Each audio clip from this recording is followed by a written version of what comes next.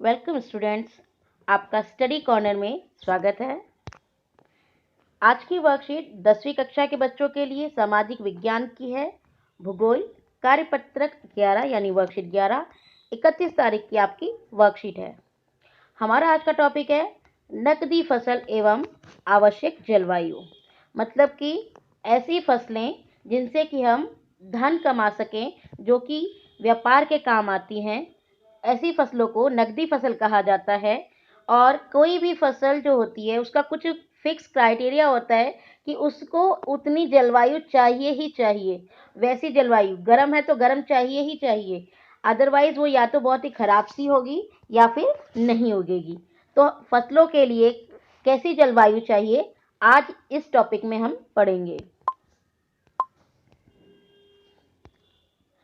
नकदी फसल या लाभ फसल एक कृषि फसल है जिसे लाभ कमाने के उद्देश्य से बेचने के लिए उगाया जाता है। मतलब कि जो ये फसल है इसका मेन कारण होता है लाभ कमाना और बेचना, यानी कि ये व्यापार के लिए यूज की जाती है। नकदी फसलों में सबसे पहले हम चाय के बारे में देखते हैं। चाय की झाड़ियों को साल भर गर्म और नम पाले से मुक्त जलवायु की आवश्यकता होती है। आपने देखा होगा चाय के बड़े बड़े बागान, उसे देख के लगता है कि वहाँ ठंडा इलाका भी है, लेकिन वहाँ पर थोड़ा उमस इस टाइप का माहौल होता है। वहाँ पे थोड़ा गर्म भी है और नम पाला, पाला का मतलब होता है जो बर्फीला टाइप का नहीं होना चाहिए। और वहाँ पर वर्ष भर समान रूप से वितरित नियमित वर्षा होनी चाहिए। नियमित वर्षा का मतलब है कि वहाँ पर बारिश इतनी होनी चाहिए कि लगातार होती रहे। ऐसा ना हो कि किसी खास टाइम में बिल्कुल बारिश ना हो, जैसे कि अन्य क्षेत्रों में बारिश नहीं हो रही होती है।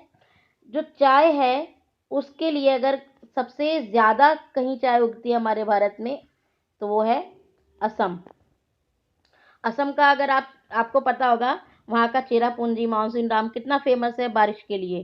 तो वहाँ पर बारिश ज़्यादा होने के कारण जो वहाँ की जलवायु है वो चाय के अकॉर्डिंग एकदम परफेक्ट बैठती है, इसीलिए चाय की उपज वहाँ पर ज़्यादा होती है। दूसरा है रुई। रुई जो है उसको भी सेम जलवायु चाहिए, गर्म भी चाहिए और पाले से मुक्त जलवायु चाहिए। ये दक्कन के पठार की काली मिट्टी में कपास सबसे ज़्यादा अच्छी तरीके से उगती है।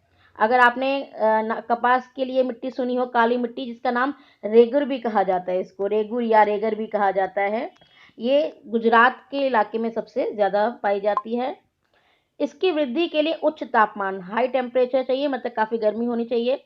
हल्की वर्षा या सिंचाई, यानी कि पानी उसके लिए कम चाहिए होता है, जबकि चाय में हमें पानी ज़्यादा चाहिए था। 210 ठंड मुक्त दिन, यानी कि ऐसा नहीं होना चाहिए कि बहुत ज़्यादा टाइम तक ठंड पड़ती रहे।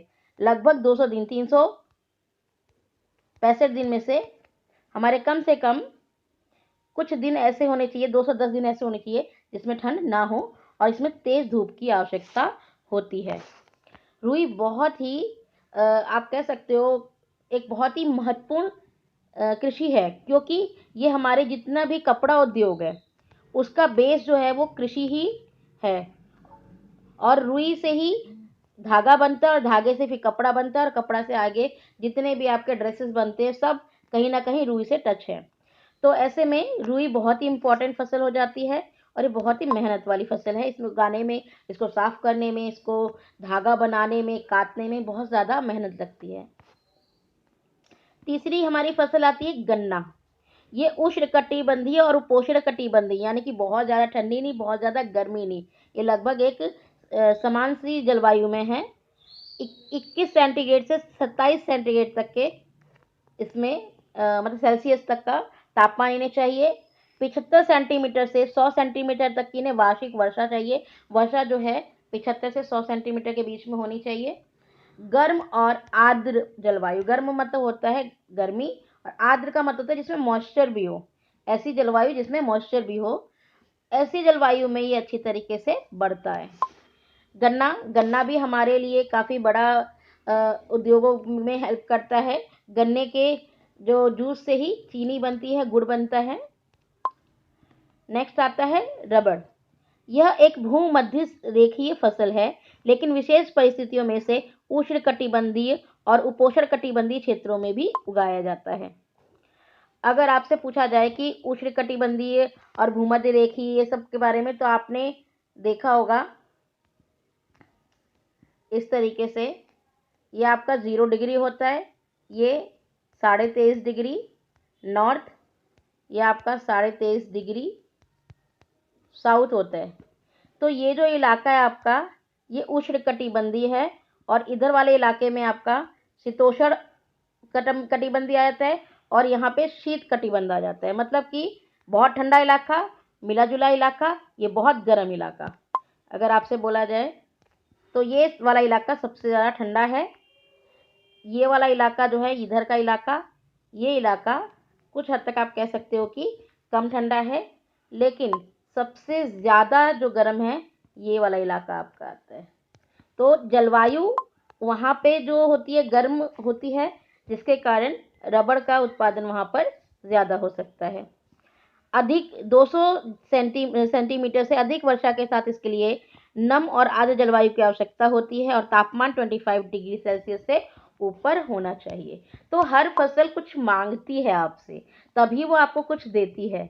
अगर आप फसल को वो चीज़ नहीं दोगे जो वो डिमांड कर रही है, तो फसल आपको अच्छा उपज नहीं देगी। चलिए क्वेश्चन आंसर पे चलते हैं।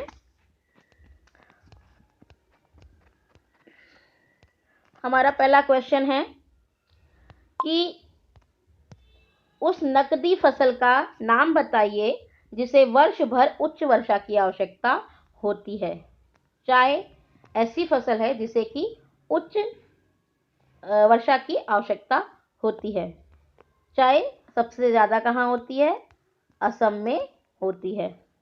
ठीक, फिर आता है कपास के लिए किस प्रकार की मिट्टी आवश्यकता होती है? काली मिट्टी की, जो कि रेगर या रेगुर नाम से भी फेमस है, और ये सबसे ज़्यादा गुजरात में होती है।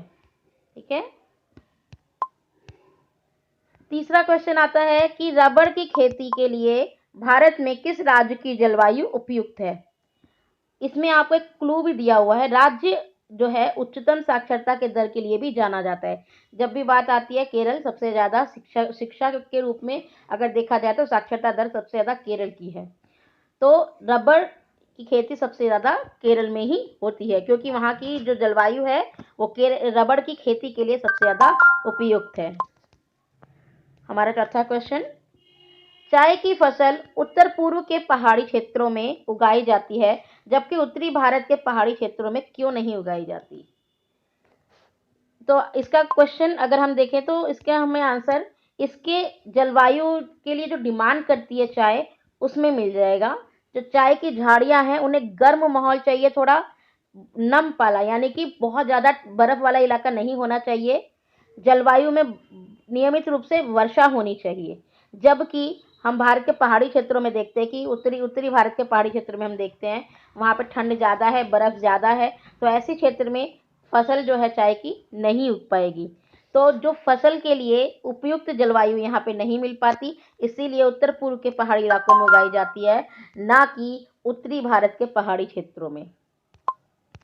ये हमारे चारों क्वेश्चंस हो गए। उम्मीद करती हूँ आपको ये वीडियो पसंद आई होगी।